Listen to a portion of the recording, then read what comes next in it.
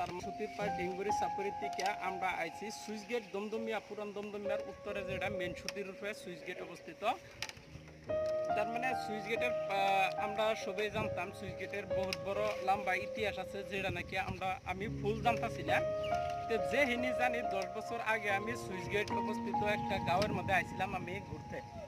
এটা কিন্তু অনেক দিন পরে যেহেতু আইসি আজকে সুইচ গেটের মধ্যে বিকল্প, তার মানে বহুত ধরনের বহুত বড় একটা পরিবর্তন যেটা দেখছি এটা হচ্ছে সাপুড়া।